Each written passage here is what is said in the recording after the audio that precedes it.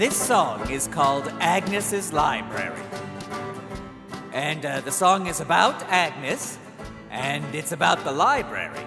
But Agnes's Library is not the name of the library. That's just the name of the song. And that's why I call this song Agnes's Library. You can check out books for free at Agnes's Library.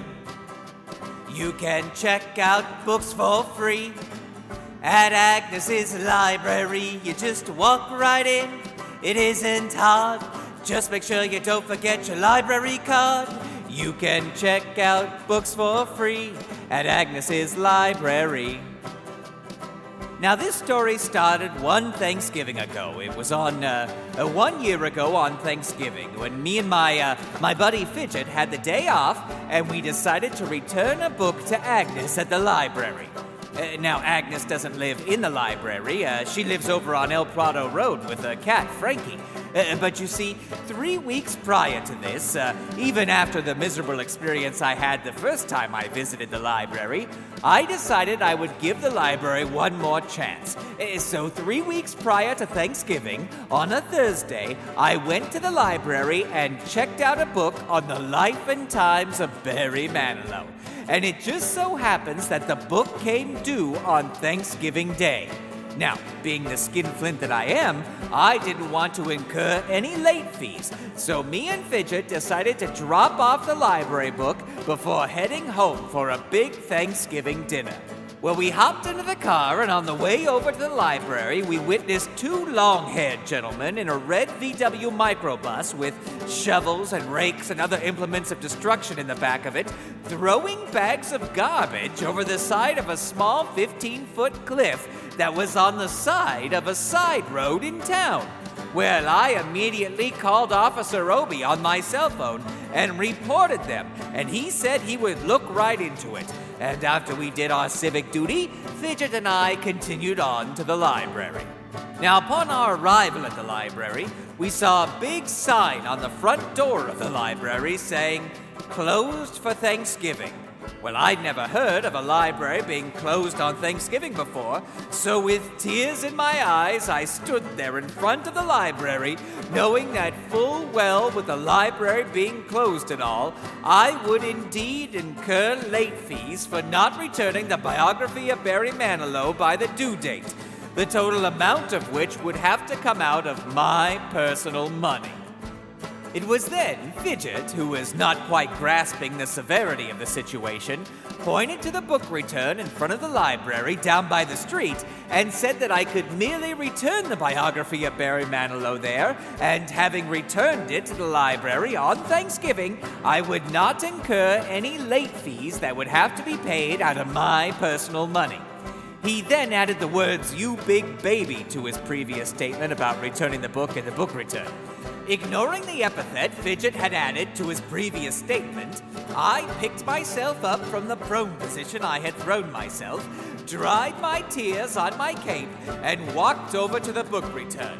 Now, upon grasping the handle of the book return and pulling forcibly, I quickly realized that, like the Thanksgiving turkey simmering in the microwave back at my secret lair, this library book return was stuffed full of books that other people had checked out 3 weeks ago and were due on Thanksgiving. Other people who would return their books by the due date and would not have to incur late fees that would have to be paid out of their personal money. So Fidget and I sadly returned back to the secret lair and sadly had a sad Thanksgiving dinner. Well, the day after Thanksgiving, Fidget and I returned to the library with the biography of Barry Manilow. Agnes was there, and she did indeed fine me for the late return of the books, despite me telling her the story about the library being closed and the book return being full, and showing her the 27 8x10 color glossy pictures I had taken of the full book return, with circles and arrows and a paragraph on the back of each photo that I used as evidence in my case. I was fined 10 cents, the full amount of which was due immediately. Well, Well, I ranted and I raved and I jumped up and down, and Agnes said that she was finding me to teach me a lesson about responsibility and borrowing the library's property. Well, I ranted and raved some more, and it was then Fidget took a dime out of his sock-shaped wallet and paid Agnes, apologizing to her for my behavior and once again adding the words "big baby" to his statement. It was then I decided, once and for all, I was done with libraries. But that's not what I came to talk to you about. I came here today to talk to you about having a getaway plan. You see, one day after the library incident, Fidget and I went back in time to 1492 to steal Christopher Columbus's spyglass.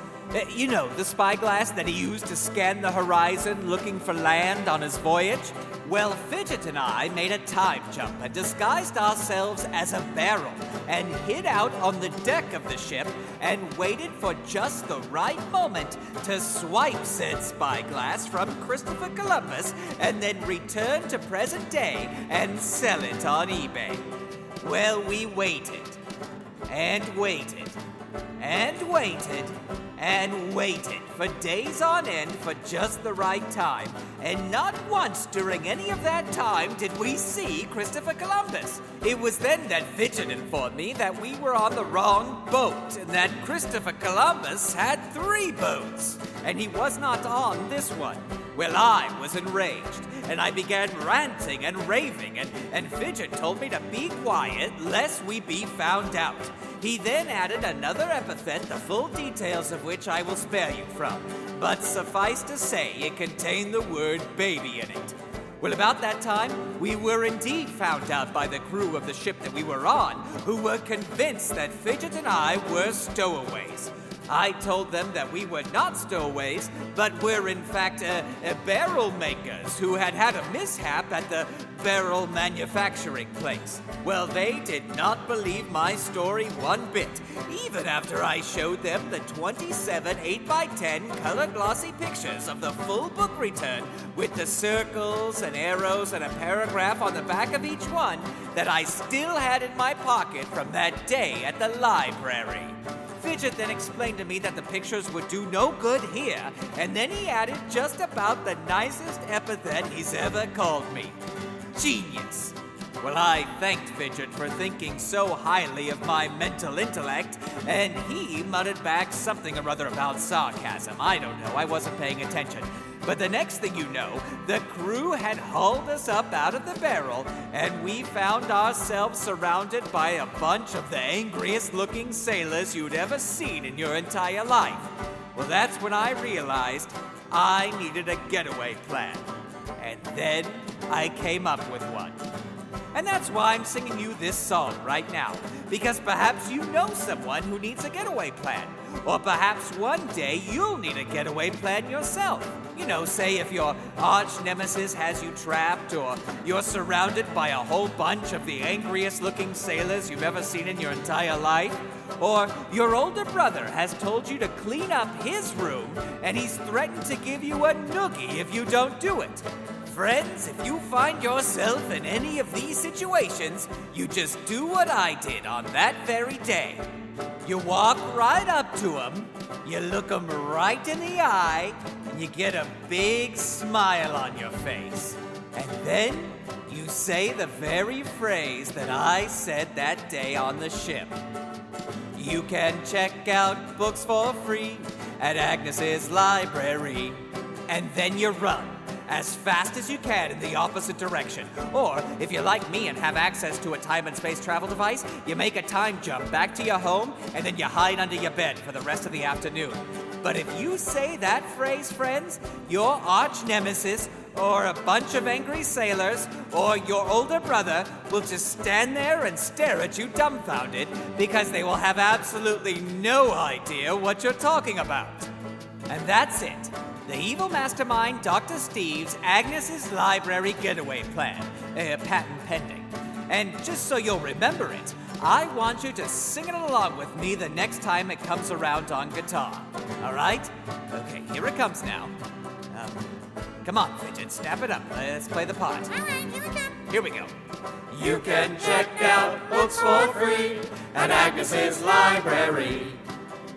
You can check out books for free at Agnes's library. You just walk right in, it isn't hard. Just make sure you don't forget your library card. You can check out books for free at Agnes's library. Oh, now that was just plain horrible.